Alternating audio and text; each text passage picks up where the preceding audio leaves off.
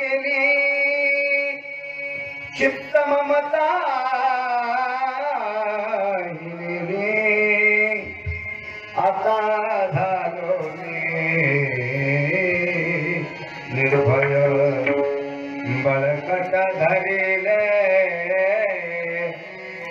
गुरुपाय आनंद झाला मज भार साठवेला हो अंतरे आता झालो निर्भय बळकट धरिले गुरुपाय लक्ष्मणा गुरुकृपा ऐक्य झालं स्वरूपा लक्ष्मणा गुरुकृपा ऐक्य झालो स्वस्वरूपा आता झालो मी निर्भय बलकट धरिले गुरुपाय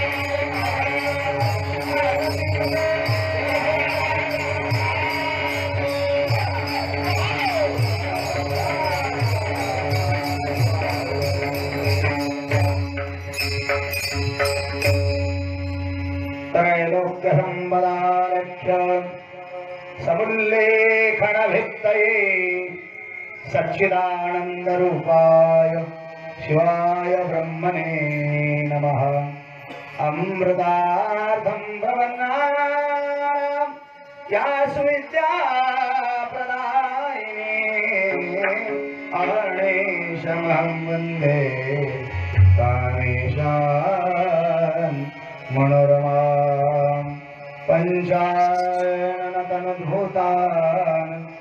पंचाक्षरमनुपमान् पंचसूत्रकृतो वन्दे पंचाचार्यान् जगद्गुरुं शिष्याणां भवरोगदुःखशमनार्थं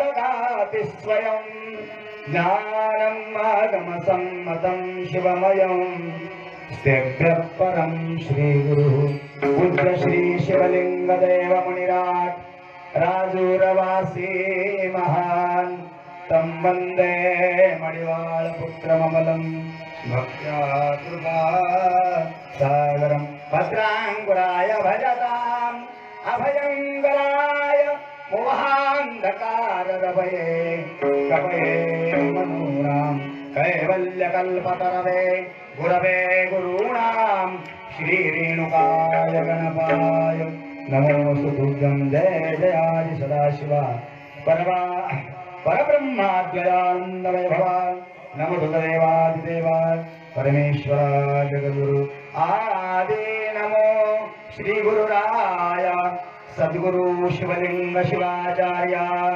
नमन माझी तुमची पाया मती द्यावी निरूपणी शिवहर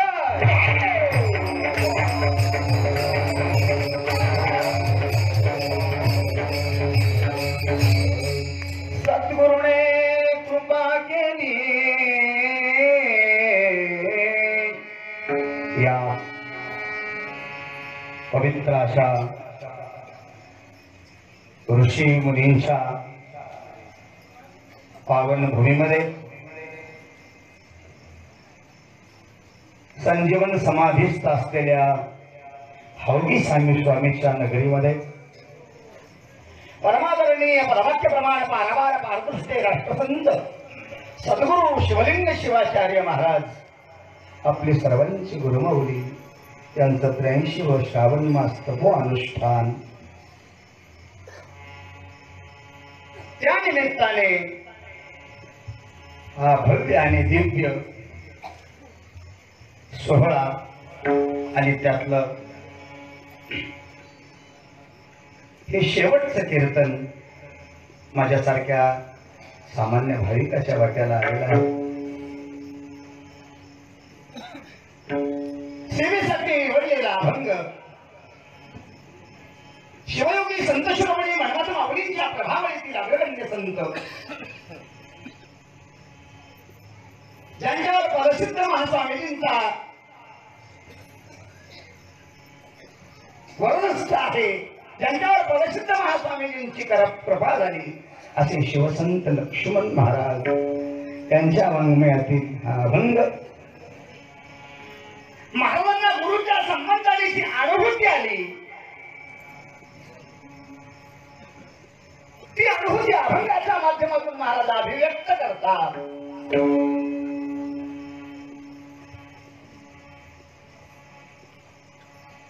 महाराजांना नेमकं काय म्हणायचं आहे? महाराजांच्या दृष्टीने दोन गोष्टी महत्वाच्या आहेत.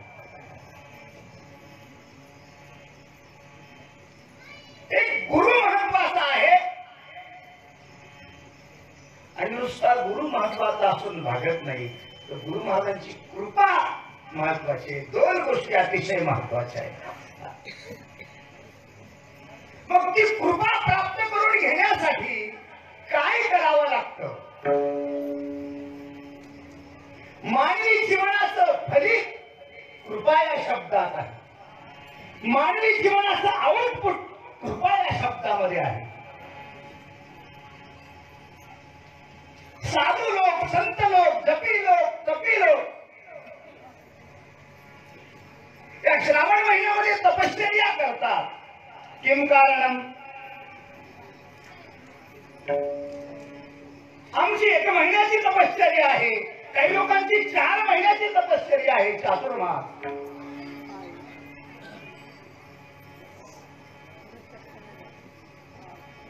काय कारण आहे तपश्चर्येचं? महाराजांचं वय 103 वर्ष झाली.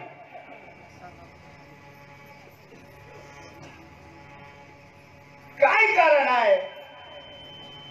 या सगळ्या गोष्टीच्या पाठीमागे कृपा हा शब्द धरले.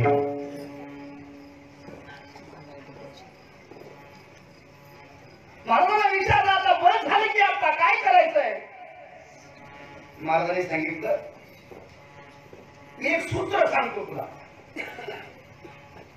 मावशी बसा बसा, कॅमेरा चालू आहे पुढे, बसा. सांगतो ते सूत्र असं आहे,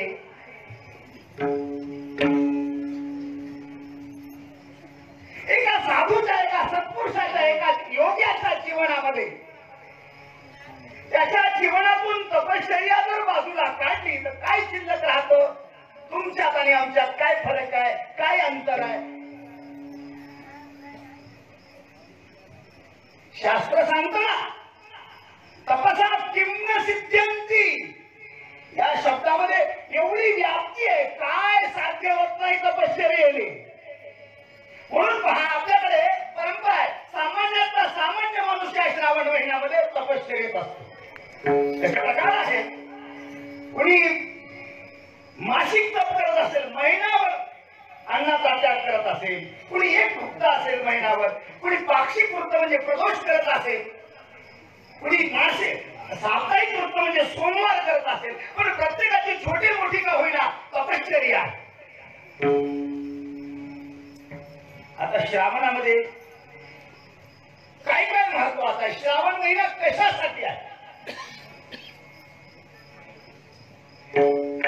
शास्त्र सांगतं, श्रवणार्थे श्रावणम, जपार्थे श्रावणम, तपार्थे श्रावणम, ज्ञानार्थे श्रावणम, भजनार्थे श्रावणम, गायनार्थे श्रावणम. हा शब्द कुठेही लागू होतो.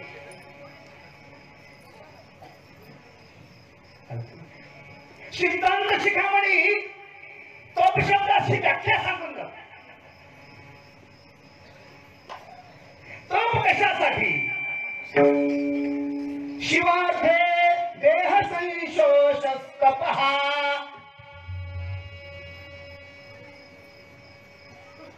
भगवान शिवाच्या साधनेमध्ये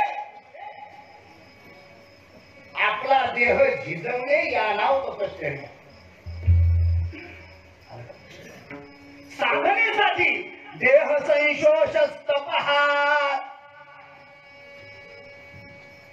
देह झिजला पाहिजे. आमचा देह झिजायला का वाढायला? पाहता पाहता 40 किलोची माणसं 60 किलोवर आली, 60 किलोची 80 किलोवर आली, 80च्या पुढे गेलेली अटॅकची शिकार झाली. नेमकं आमच्या शरीरात तर काय वाढायचंय? काय वाढतोय? मेद वाढतोय, मेद. आणि तपश्चर्येचं गमक इथं आहे. तपसा वर्धयते अस्ति. तपश्चर्याने हाडं वाढतात. आमच्या हाडं वाढायचे का शरीर वाढायचे? माझं असंच बोलता बोलता विचारलं मी, आपण तुमचं वजन का वाढत नाही? वजन का वाढत नाही? महाराजांनी सांगितलं काय त्याच कारण आहे. नक्कीच कारण काय कारण आहे? सांगितलं एक संदेशाचा धर्म आहे. संदेशाचा धर्म आहे. प्रत्येकाने आपापला धर्म पाळायला पाहिजे. बरं, संदेशाचा एक धर्म आहे. म्हणजे यती नाम षोडशो ग्रास हा. संदेशी माणसाने 17वा घास खायचाच नाही, 16च घास खायचे. आता वजन वाढेल का?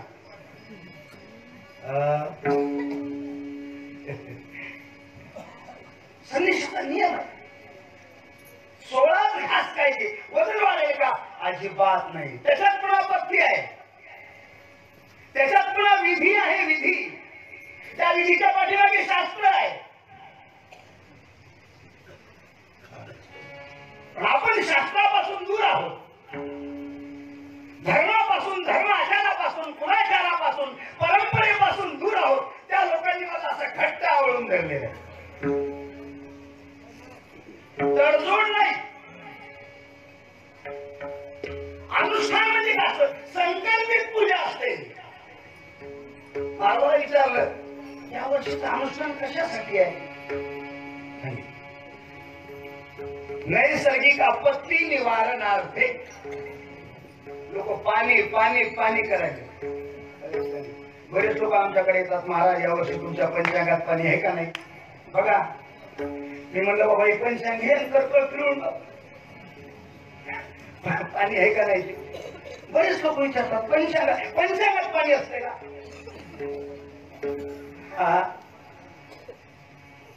ही नैसर्गिक आपत्ती आहे. आणि महाराजांचं अनुष्ठान, साधू लोकांचं, योगी लोकांचं, जपी लोकांचं अनुष्ठान राष्ट्रस्य कल्याणार्थे, भक्तस्य कल्याणार्थे, लोकस्य कल्याणार्थे. म्हणून ती जगत असताना आपल्यासारखं नाही जगत. आपलं जगणं आपल्या मुलाबाळासाठी, आपलं जगणं आपल्या संसारासाठी, आपल्या प्रपंचासाठी, आपल्या व्यवहारासाठी. पण त्यांचं जगणं, महाराज म्हणतात जगाच्या कल्याणा तुमचे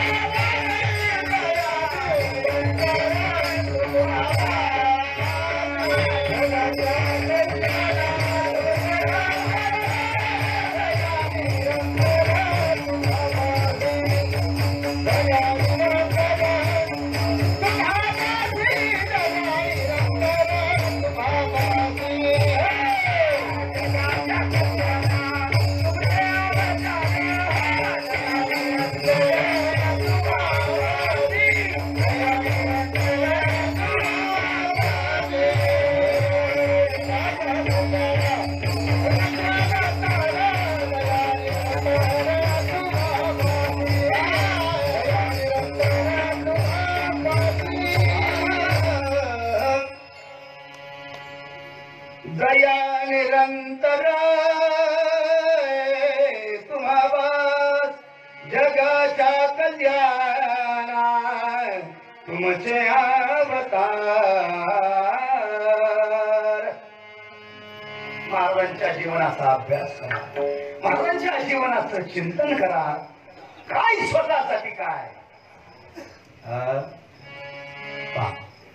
एक साधू योगी उपाशी बसलेला आहे आणि बाहेर लाखो लोक प्रसाद घ्यायचे.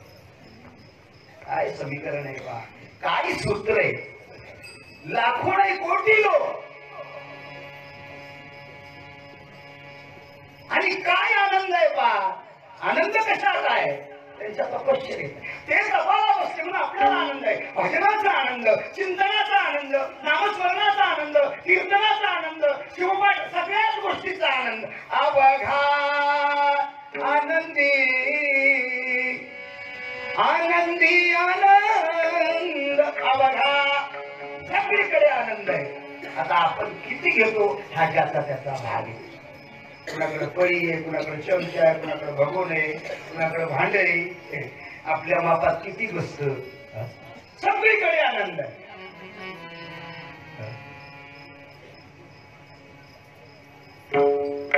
कुणामुळे या सगळ्या गोष्टी केवळ गुरुमुळे. आणि एका भाविकाच्या जीवनामध्ये, एका साधकाच्या जीवनामध्ये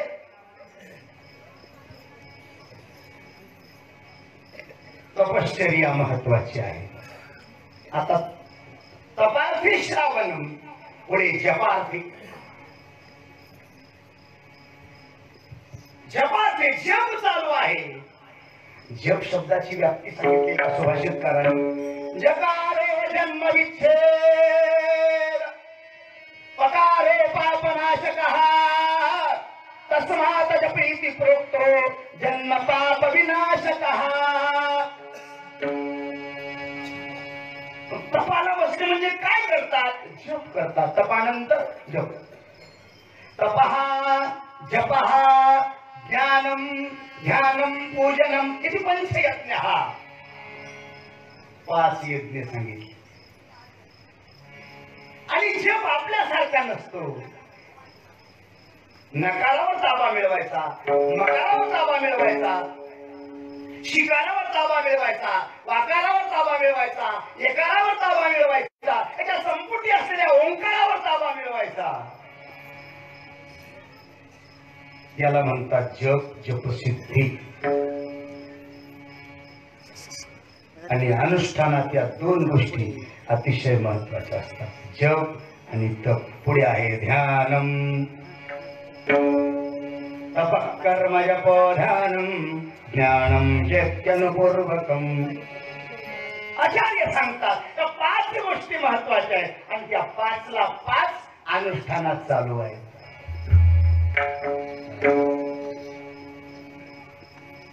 कशासाठी? आमच्यावर कृपा झाली पाहिजे. काय झाली पाहिजे? कृपा झाली पाहिजे. गुरुची कृपा अतिशय महत्वाची आहे. एकदा काय झालं,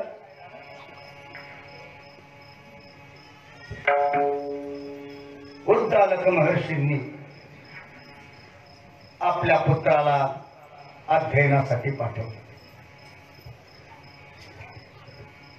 श्वेतकेतूला अध्ययनासाठी पाठवलं. 12 वर्ष झाले अध्ययन झालं. 12 वर्षांनी श्वेतकेतू परत आला.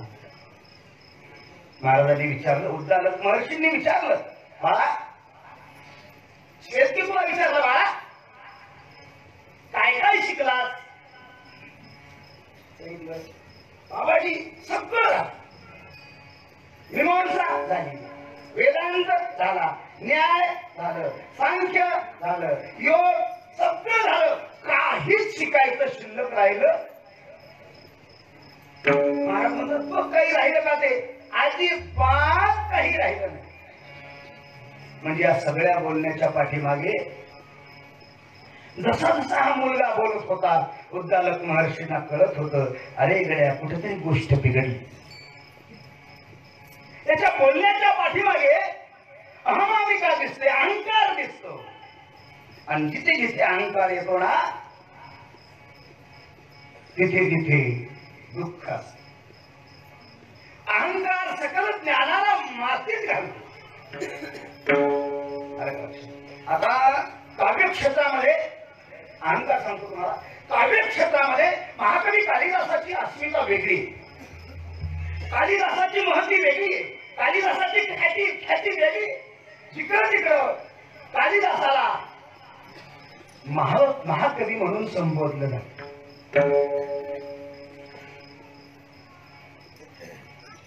कालिदासाचं जे काव्य आहे ते सामान्याला कळत नाही. आणि ज्याला कालिदासाचं काव्य कळतं त्यालाच खरं संस्कृती येतं असं समजा. राहिला प्रश्न मराठीचा, ज्यांना मनमत माऊलीचा परमरस ग्रंथाची ज्ञानेश्वरीची ओवी कळते त्यालाच खरं मराठी येतं असं समजा. राहिला प्रश्न इंग्रजीचा, ज्यांना शेक्सपियर कळाला त्यांनाच खरं इंग्रजी येतं असं समजा. बाकीच्या व्यर्थ अहंकारात जाऊ नये.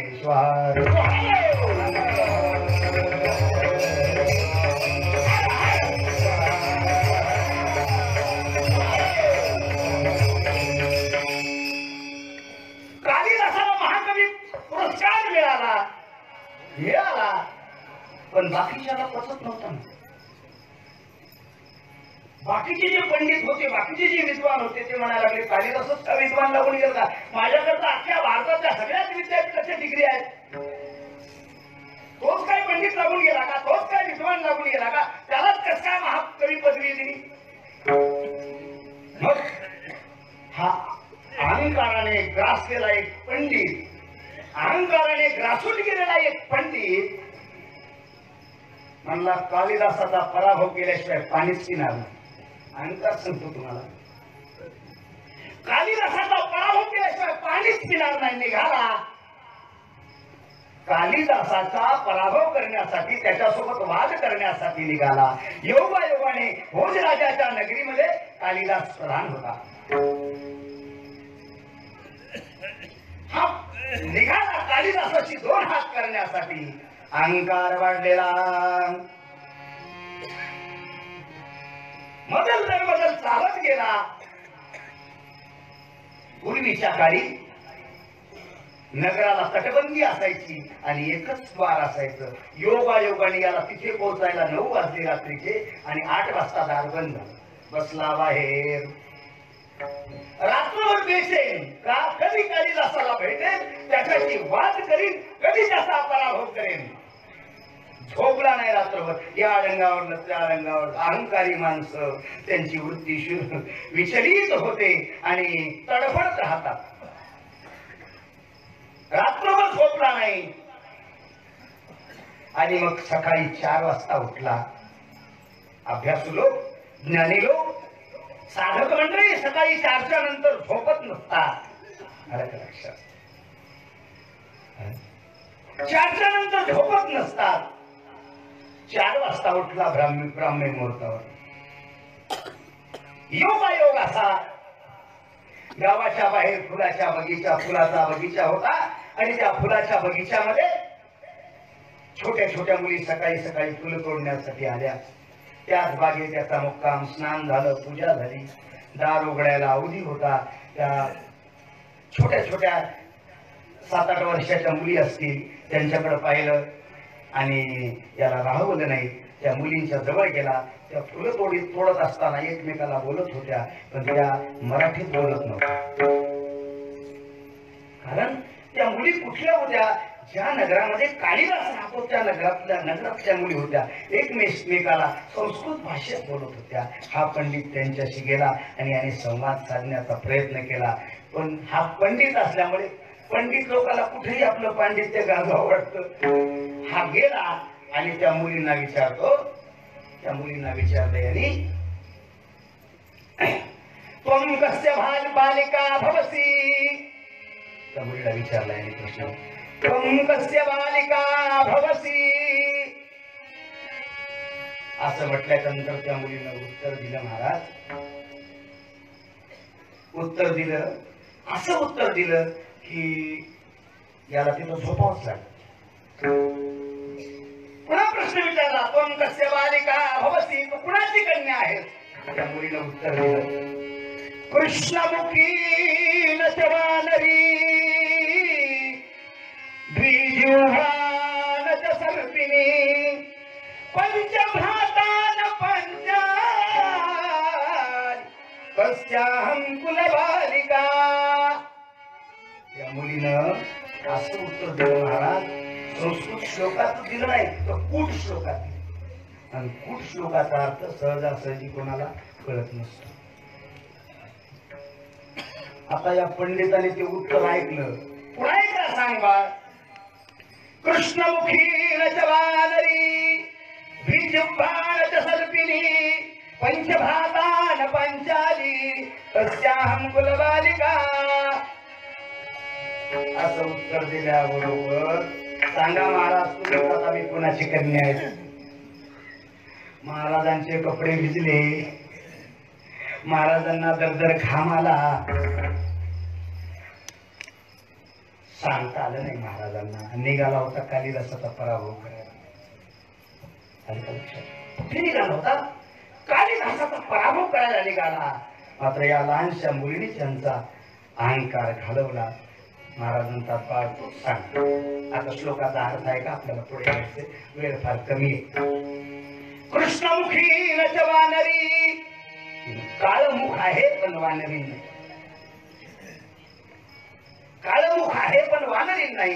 दोन जिव्हा आहेत पण सर्पिन नाही. जिव्हा दोन आहेत पण सर्पिन नाही. काळमुख आहे पण वानरी नाही. आणि 5 पती आहेत पण द्रौपदी नाही. त्याची मी कन्या आहे. खरं सांगू का, तुम्ही पेन पाहिली का पूर्वीच्या काळातली शाईचा पेन? त्याला 2 जिभले असायचे. द्विजिव्हा. 2 जिव्हा आहेत पण सर्पिन नाही. आणि त्या पेनचं मुख कसं असायचं? काळ असायचं. काळं मुख आहे पण वानरी नाही. द्विजिव्हा आहेत पण सर्पिन नाही. आणि पेनीला आपण लिहिताना किती बोटाचा वापर करतो? 5 बोटाचा. म्हणजे ती मुलगी हातात 5 बोटामध्ये पेन घेऊन लिखाण करणाऱ्या एका कारकुनाची मुलगी होती. हातात पेन घेऊन लिहिणाऱ्या कारकुनाची मुलगी. पण एवढं सांगण्यासाठी तिने एवढा मोठा कुट श्लोक वापरला. आणि या श्लोकाचा अर्थ कळाला नसल्यामुळे हा पंडित महाराज, या पंडित महाराजांच्या अपावरचा अनुस्वार इथेच निघून गेला.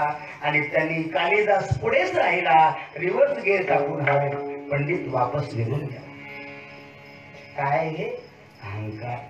माऊली अहंकारावर भाष्य करत असताना थोडा सुंदर सुंदर विचार सांगतात. एके अहंकार त्यागिता सर्व ही त्यागिले होय तत्वता. जे भी मिळून वृक्ष उन्माळिता शाखा पल्लव उन्माळिले. परमरस्य ग्रंथ म्हणजे आपल्यासाठी आरसा आहे. आरसा. अज्ञजना आचारा विषयी आरसा जान पाहवया. आरशाचा जसा वापर करता का नाही? आरसा. सासरा नाही, आरसा. शिवाय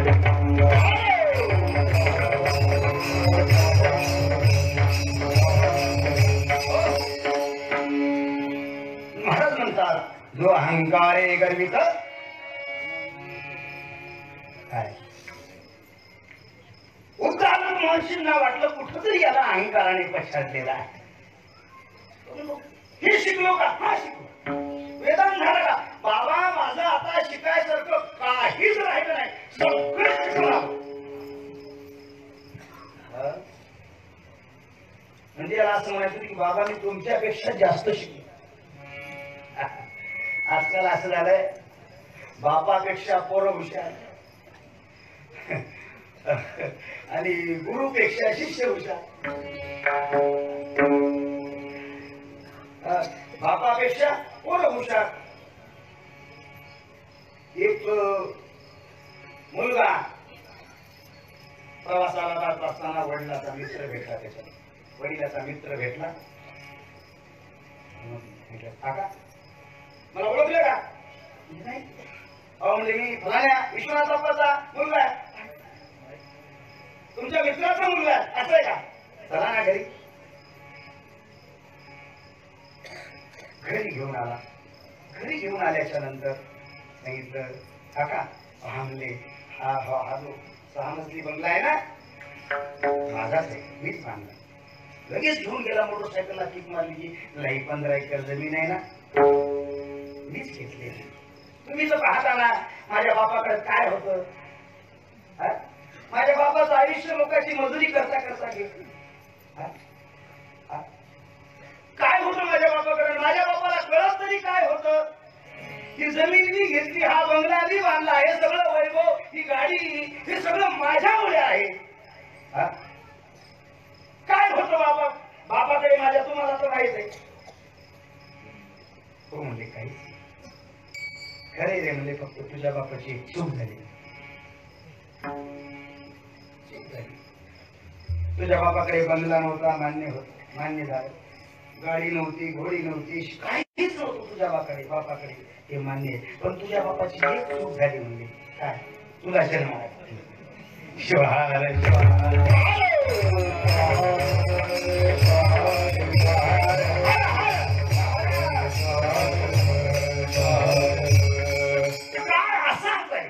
काळ असाच आहे आणि त्या काळाचे साक्षीदार तुम्ही आहात. हे पाहता, तुम्ही प्रत्यक्ष पाहता. हा श्वेतकेतू उद्दालक महर्षीला म्हणायला लागला, बाबा आता शिकायसारखं काहीच राहिलं नाही, सगळं शिकलो मी, सगळं, काहीच राहिलं नाही. कुणाकडे शिकलास? गुरुचं नाव सांगितलं. ज्ञान सगळं आत्मसात केलं. पण एक गोष्ट, मग हा सगळं शिकलो म्हणायला लागला संजय महाराज. मग एकच प्रश्न विचारला बापाने, एकच प्रश्न विचारला उद्दालक महर्षींनी. आपण उद्दालक महर्षीच्या या तपोभूमीत आहोत. एकच प्रश्न विचारला उद्दालक महर्षींनी श्वेतकेतूला, बाळ मला एका प्रश्नाचं उत्तर दे. अशी कोणती वस्तू आहे की जी जाणून घेतल्याच्या नंतर, समजून घेतल्याच्या नंतर, तिला प्राप्त करून घेतल्याच्या नंतर काही शिल्लक राहत नाही, अशी कोणती वस्तू आहे सांग. त्याला काय विषय म्हणला, आत्ता सांगतो म्हणला. पाहता पाहता हे पुस्तक पाहिलाय, ते पुस्तक पाहिलाय, हा ग्रंथ पाहिलाय, हा ग्रंथ, सगळे ग्रंथ हाताळले, कुठेच या प्रश्नाचं उत्तर सापडले. सगळे ग्रंथ, एक दिवस गेला, 2 दिवस गेले. महाराज विचारतात, सांग बाळ, थांबा. 8 दिवस गेले, 15 दिवस गेले, महिना गेला आणि 1 महिना लागला त्या प्रश्नाचं उत्तर शोधण्यासाठी. 1 महिना गेला पण प्रश्नाचं उत्तर सापडलं नाही. त्या 1 महिन्यामध्ये त्याला अनुताप झाला, त्याला पश्चाताप झाला आणि वडिलाचे पाय धरले. बाबा आता मी काही सांगू शकत नाही, तुम्हीच सांगा. मी खूप अध्ययन केलं. महाराजांनी सांगितलं, अरे त्याने गुरुची सेवा केली का? गुरुने तुझ्या डोक्यावर हात ठेवला का? तुझ्यावर गुरुची कृपा झाली का? असं काहीच घडलं नाही महाराज. आपल्याकडे प्रमाण आहे महाराज.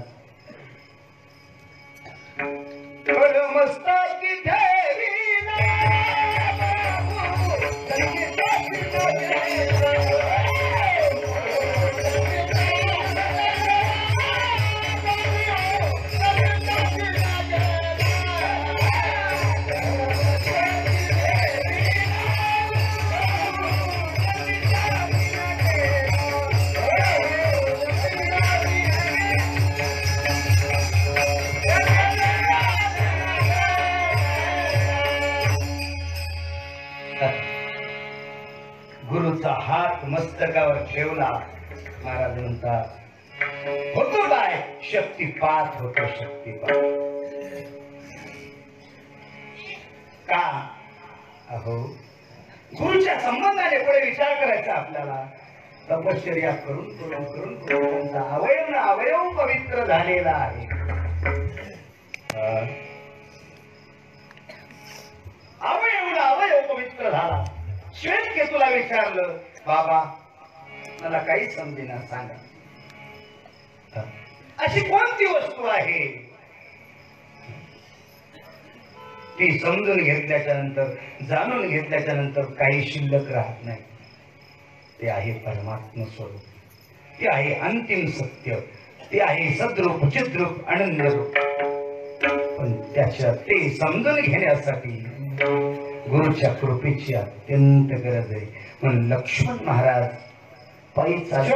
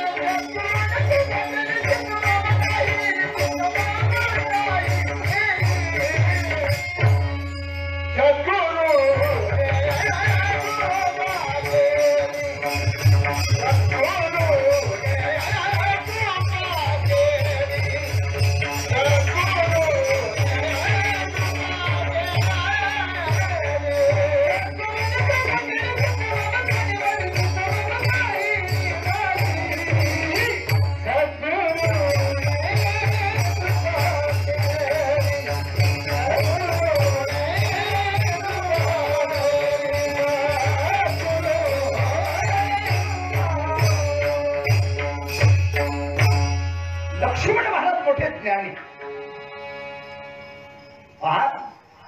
साहित्याचा एवढा अभ्यास महाराजांचा. अभंगाची सुरुवात विशेषणापासून केली. काय अभंगाची सुरुवात विशेषणापासून केली. गुरु शब्दाला सत हे विशेषण आणि तृतीयचा प्रत्यय लाव. सद्गुरुने कृपा केली. आता लक्षात ठेवा, गुरु शब्द अतिशय महत्वाचा आहे. या विश्वाचा आधार, सकल संप्रदायाचा आधार, सकल धर्माचा आधार, साधकाचा आधार, भाविकाचा आधार, भक्ताचा आधार जर कोण असेल तर गुरु आहे. सकल संप्रदायाचा केंद्रबिंदू गुरु आहे. गुरु शब्दाची व्याख्या मोठी सुंदर केली आचार्यांनी. गुरु गृह्णाति रत्यानम प्रदीयते ज्ञानम. गृह्णाति शिष्यात् अज्ञानम ज्ञानम प्रदीयते. गुरुणा शिष्यभ्यः तत्वज्ञानम ससंप्रदायः. एवढी सुंदर व्याख्या आहे बा. अज्ञान घेतात आणि ज्ञान देतात. काय घेतात? अज्ञान घेतात आणि ज्ञान देतात.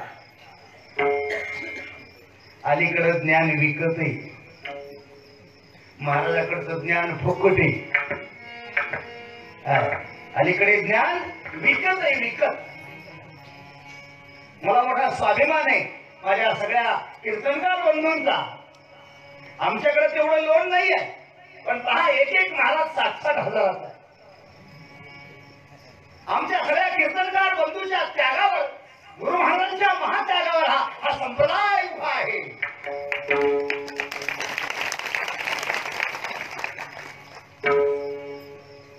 हे सगळं, या सगळ्या अनुष्ठानाचं फलित एक आमच्या कीर्तनकार भगिनीची तपश्चर्या आहे. शिवार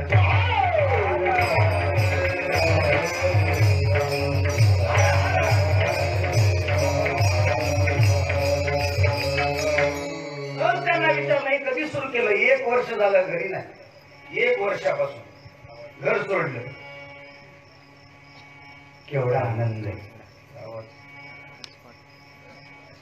कीर्तनकार काय करू शकत आहे? तुमच्यात झालेलं कीर्तन काढण्याचं काम कीर्तन करा. तुमच्यात वाढलेलं जे तण आहे ना, तण कुठे वाढलं? तर हे तण तणात वाढलंय. श्लेषार्थाने बोलतो, कळतंय का मराठी? तण कुठे वाढलं? तणात वाढलं. आणि तणातलं पहिलं मन आहे, मनात वाढलं आणि त्याला काढण्याचं काम ही सगळी साधक मंडळी करते. शिवार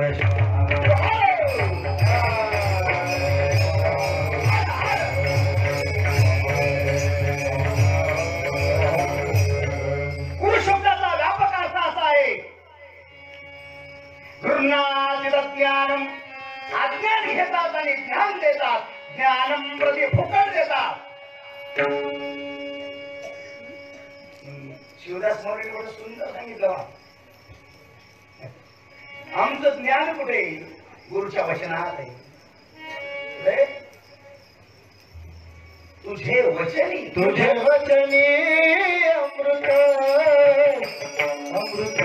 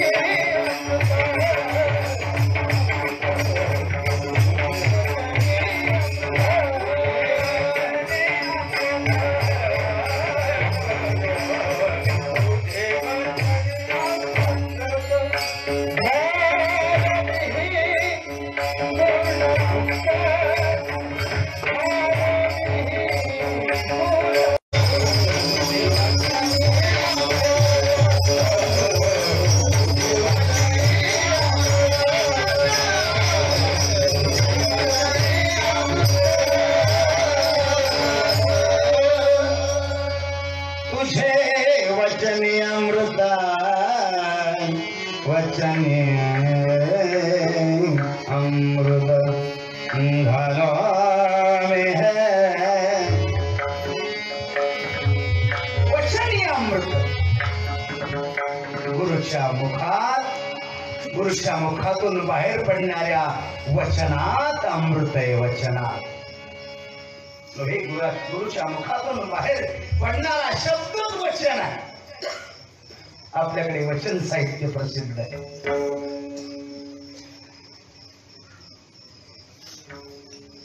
कल्याण नगरीमध्ये बसवण्णांनी स्थापन केलेला शिवानुभव मंडप, त्या शिवानुभव मंडपामध्ये जी संत मंडळी जी शरण मंडळी जमायची ती एकत्रित बसून चर्चा करायची। चर्चा काय ती चर्चा करायची, ज्ञान चर्चा करायची। मग ते त्यांच्या मुखातून जी चर्चा बाहेर पडली ना त्यालाच वचन म्हटलं। ती चर्चाच म्हणजे भगवान शिवाच्या संबंधाने त्यांना प्राप्त झालेली अनुभूती यालाच शिवानुभूती शिवानुभव असं म्हटलं। भगवान शिवाच्या संबंधाने प्राप्त झालेला अनुभव वचनात अभिव्यक्त केला, महाराष्ट्रातल्या संतांनी अभंगात अभिव्यक्त केला। काय फरक आहे? महाराष्ट्र पोरका नाही महाराज। जवळजवळ प्रत्येक जिल्ह्यामध्ये या वीरशैव संप्रदायाचे संत झाले आणि त्यांनी लाखो अभंग लिहिली। वचना एवढीच अभंग आहे। वचनाच्या तुलनेत शिवशरणाच्या तुलनेत महाराष्ट्रातले संत काही कमी नाही। महाराष्ट्रात ज्या संतांनी धर्म जागवला त्यात प्रामुख्याने शिवयोगी संत शिरोमणी मन्मथ माऊलीपासून आरंभ झालेली ही प्रभावळ ही संत मानली आहे। शिवसंत लक्ष्मण महाराजांपर्यंत येऊन थांबले। तो हे लक्ष्मण महाराजांचा गाथा म्हणजे आमच्यासाठी पंचम वेद आहे। आणखी काय सांगा? आणि त्यात काय ते वचन ते अभंग म्हणजे अमृत आहे। आता अमृत शब्दाची व्याप्ती सांगतो तुम्हाला। अमृत कशाला म्हणतात? तुम्ही पिता ते अमृत नाही, तुम्ही पिता ते चहा आहे। चहा आहे, कॉफी आहे, दूध आहे, ते बी गाईचं नाही पॉकेटचं। गाईचं नाही पॉकेटचं आहे। काल सुंदर व्याख्यान झालं। मानवी प्रकृतीवर होणारे व्यसनाचे दुष्परिणाम तुम्ही ऐकायला नव्हता, ते तुमचं दुर्भाग्य। तुम्ही पित असलेल्या दुधात काय, तुम्ही पित असलेल्या चहात काय आहे, तुम्ही पित शिक्षकांनी गुरुजींनी सांगितलं, सगळं सांगितलं। अमृत कशाला म्हणतात? अरे देवाचं आणि दानवाचं भांडण एवढ्यासाठीच अमृतासाठीच झालं।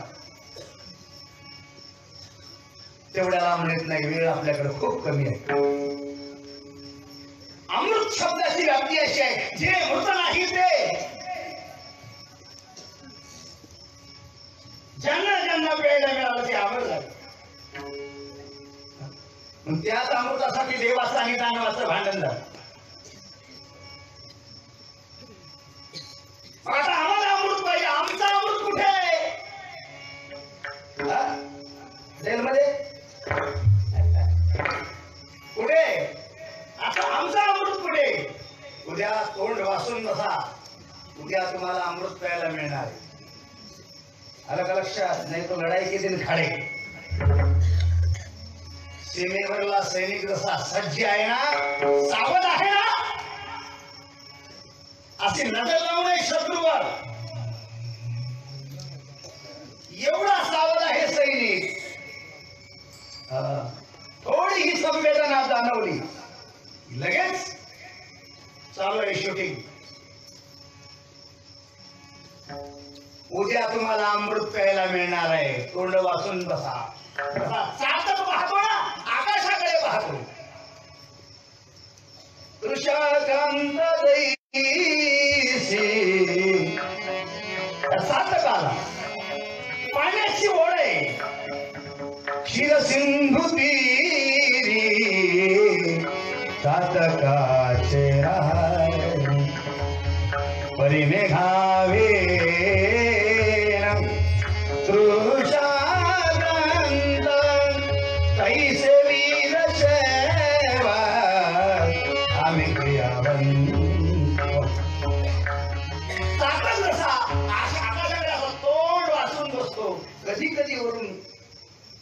वृष्टी होईल, कारण जमिनीवरचं पाणी पित नाही ते.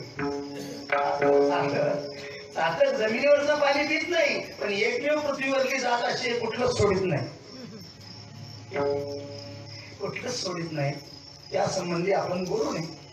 चला, तसं उद्या आपल्याला अमृत मिळणार आहे. 21 वर्षाची तपश्चर्या महाराज, 83 वर्षाची महाराजांची तपश्चर्या, 83व अनुष्ठान. उद्या, आज अनुष्ठान संपलं, उद्या 22वा दिवस, मौन मुक्ती. आता महाराज 22 दिवसापासून मौन अवस्थेत आहेत, 21 दिवसापासून. आता उद्या अमृत तुमच्यावर ओतणार आहे.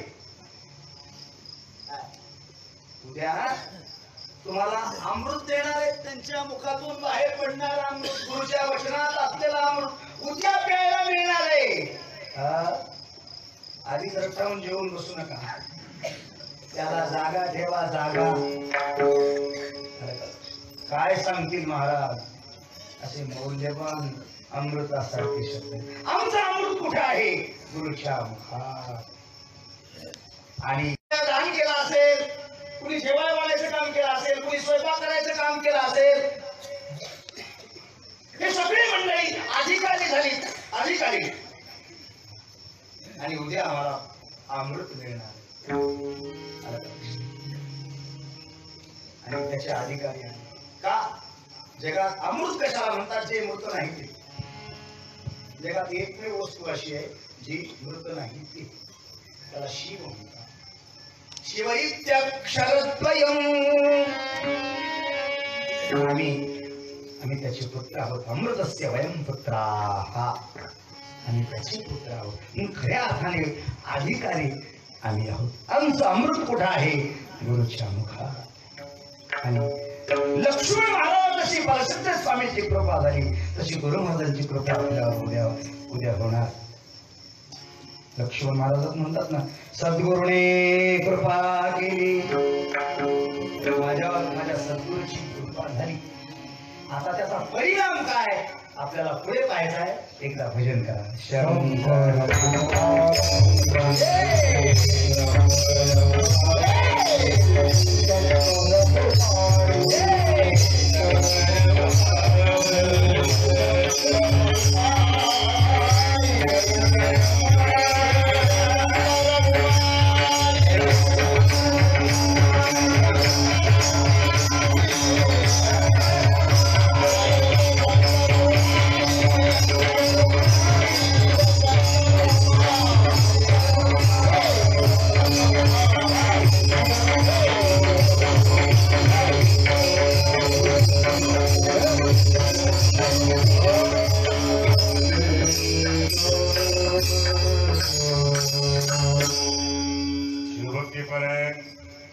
महिला मंडळ पेनोर, शिवभक्तीपरायण महिला मंडळ खराडेताई.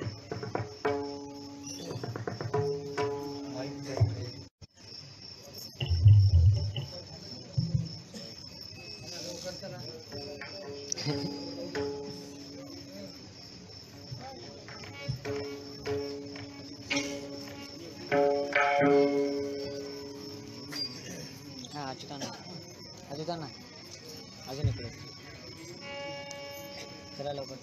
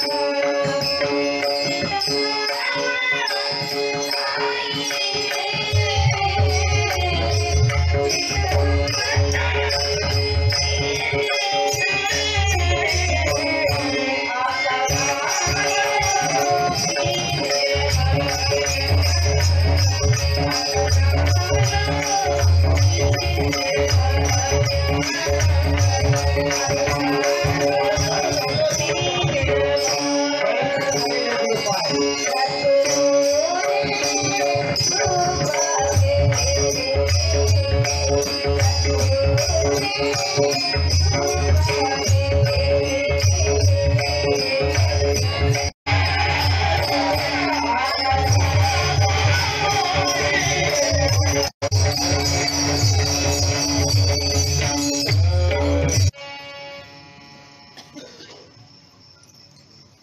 महाराज म्हणतात माझ्यावर माझ्या गुरुची कृपा झाली. त्याचा परिणाम काय? महाराज म्हणतात चित्त ममता ही निधी. माणसाच्या जीवनामध्ये जी दुःखाची निर्मिती होते, दुःखाच्या निर्मितीचं मूळ जर काय असेल तर ते मम आहे.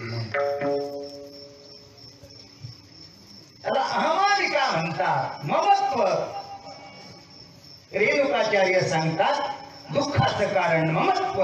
ममत्वं दुःख सर्वत्वं तदिदं बलकल्पितम्. आणि इथे महाराज म्हणतात माझ्यावर सद्गुरूची कृपा कधी झाली, या गोष्टी नाहीशा झाल्या तेव्हा.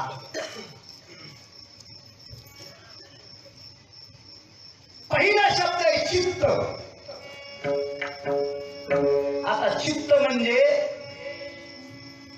चौघांचा कारभार आहे. इथं अंतकरण चतुष्ट आलं आणि अंतकरण चतुष्टातलं पहिलं मन आहे. महाराज मनाच्या संबंधाने बोलतात मनयावहि मनुष्याणां कारणं बन्धमोक्षयोः मनशुद्ध्या भवेन् मुक्तिः विपरीते तु संस्कृतिः. मनसि कारण बन्धना मनसि कारण मोक्षा.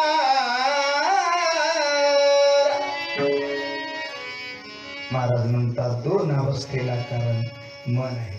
आणि आमचं मन कसं संकल्प विकल्प वाहे ज्याचे मना मी करता धरून अभिमान. मननात परमात्मा आला पाहिजे, भगवंत आला पाहिजे, देव आला पाहिजे. आमचं असं होत नाही. देवाच्या पूजेला बसलो तरी देव दिसत नाही. काय मंदिरात गेलो तरी मंदिराच्या भिंती दिसतात. आलं का लक्षात? तिथली सजावट दिसते, तिथला शृंगार दिसतो. शृंगार का? मनाने शृंगारच पाहिलेला. काव्यात नवरस आहे पण त्याला एकच रस आवडतो. काव्यामध्ये नवरस आहे. वीर रौद्र विभत्स अद्भुत अद्भुत हास्य करून वगैरे वगैरे नवरस आहे. पण याला विचारा नवरसापैकी कोणता आवडतो? बाकीच्या सगळ्या रसामध्ये याला इंटरेस्ट नाही. आलं का? काव्यात नवरस आहेत महाराज आणि जेवणात 6 आहे. जेवणातले 6ला 6 आवडतात. एखादा रस जरी नसला तर हे 6वरून 7वा एक रस आवडतो. पण त्या रसाचं नावच निघणार नाही. काव्यात नवरस आहे आणि अन्नात षडरस आहे. आता बऱ्याच लोकांना विचारा काय म्हणले आज खास मजा होती जेवणात. कीर्तनातली मजा सांगणार नाही, जेवणातली मजा. कारण यांच्या जीवनातली मजा जेवणात आहे.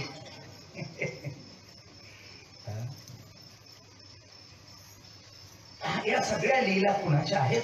मनाच्या आहेत. म्हणून महाराज म्हणतात मनयावहि मनुष्याणां. म्हणून महाराजांचं मत असं आहे मनाच्या मनात परमात्मा आला पाहिजे. आणि मग प्रत्येक वेळी याला देवच दिसला पाहिजे. आसने शयाने भोजने गमन चालता बोलता बैसता उठता हसता खेळता चालता बोलता बैसता उठता देवच दिसला पाहिजे. आम्हाला त्याच्याशिवाय सगळं दिसत. त्याला कारण कोण आहे? आमचं मन आहे. महाराज म्हणतात मनाच्या मरणात परमात्मा आला पाहिजे. आता याच्या पुढे आहे बुद्धी. बुद्धीच्या निश्चयात परमात्मा आला पाहिजे. आम्ही असा दृढ निश्चय केला. मी इथे आलो ना, इथे आलो कुठे अनुष्ठानात आलो. कशासाठी आलो हेच लोक विसरले. इथे अनुष्ठानात आलो कशासाठी आलो?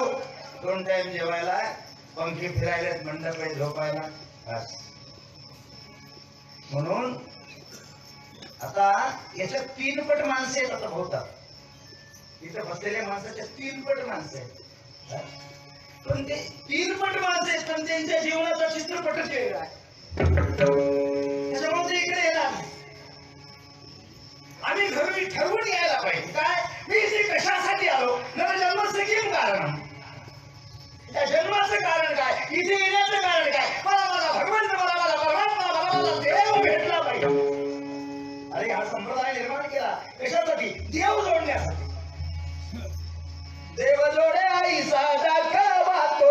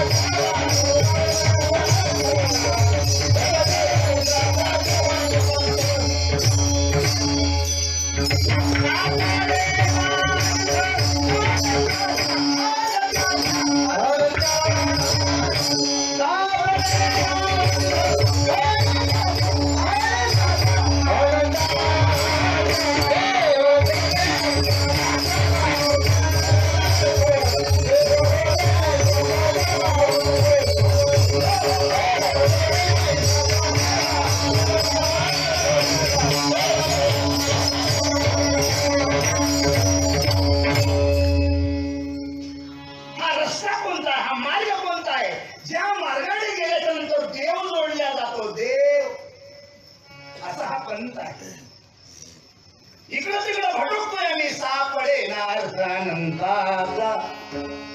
इथे यावं. हा राज्य मार्ग आहे. राज्य यारे यारे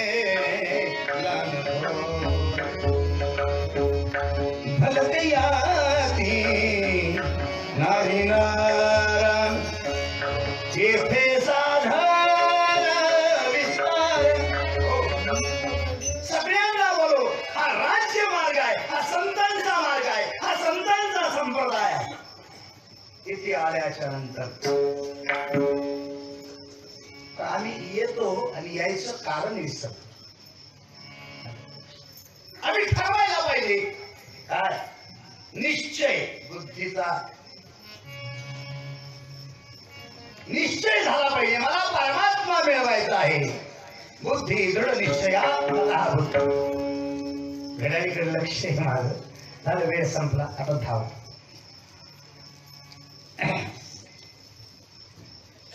आणि मनाच्या मरणात परमात्माला, बुद्धीच्या निश्चयात परमात्माला.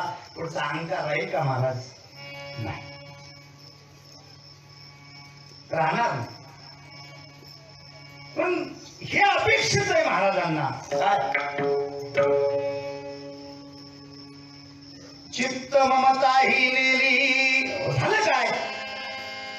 चित्ताचं विलिनीकरणच झालं चैतन्यात. आता पुढे आहे ममता.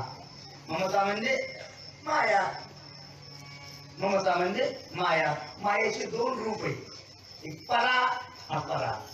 आणखी 2 रूप दुसरे आहेत. स्थिर माया आणि चर माया. स्थिर माया आणि चर माया. आणि या मायेनं सगळा घोटाळा केला. ही आम्हाला फिरवते. काय? पुनरपी जननम पुनरपी मरणम पुनरपी जननी जठरे शयनम पुनरपी मरणम.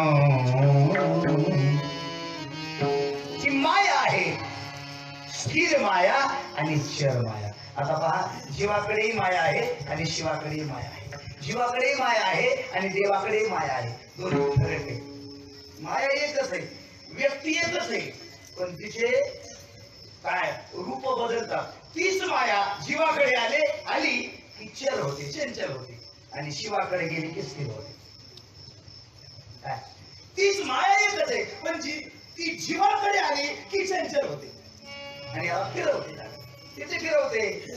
एक एक योनी कोटी कोटी फेरा. जीवाकडे आली की चंचल होते, फिरवते, आणि शिवाकडे गेली तेव्हा आपली अशी गुपचूप बसते. कशी आहे पा, मालकाने पाळलेल्या श्वानासारखी, मालकाने पाळलेल्या श्वानासारखी आहे. एक मोठे 50,000चं कुत्र आणलं मालकाने, दारात ठेवलं. खरं सांगा, ते मालकाला भोगतंय का बाहेरचं भोगतंय? मालक आला की त्याच्याजवळ असं गुपचूप असतं. आणि तुम्ही आम्ही गेलो, बाहेरचा कोणी दिसला की ते सुटत आहे, त्याला बांधून ठेवावं लागतं ना. तशी माया आहे. देवाकडे असले की गुपचूप असते आणि जीवाकडे आली की चंचल होते. अशी ही माया आहे. महाराज म्हणतात,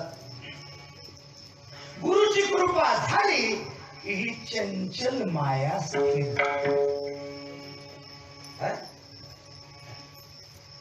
स्थिर झाली. आता राहिलं काय मग? चित्ताचं विलिनीकरण चैतन्यात झालं, माया स्थिर झाली म्हणजे नाहीशी झाली. आता पुढे काय? आता पुढे काय हो महाराज?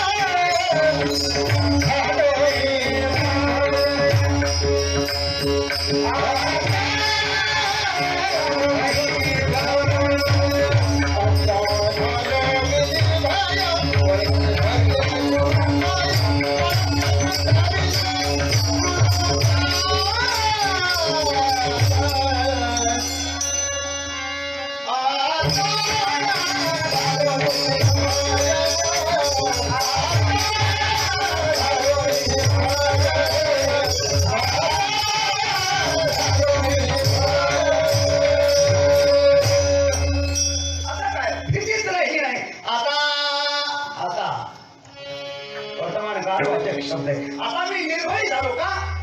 ही भीती कुणामुळे होती? या लोकांमुळे भीती.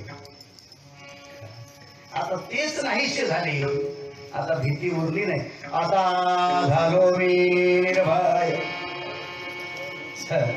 बळकट धरिले गुरुपाय. बळकट धरिले याचा अर्थ काय? असे काय आवडून धरायचे का पाय महाराज? नाही, त्याचा अर्थ तसा नाही. आता माझ्या वृत्तीत कृतीत फक्त गुरु आहे.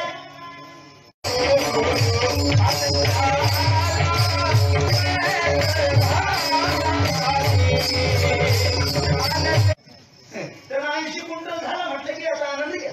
हा प्रपंचातला आनंद आहे. महाराज म्हणतात हा मोठा सीमित लक्ष्मण महाराजाच्या अभंगाच्या माध्यमातून प्रपंचाच्या संबंधाने बोलत नाही, व्यवहाराच्या संबंधाने बोलत नाही, ते गुरुच्या संबंधाने बोलतात.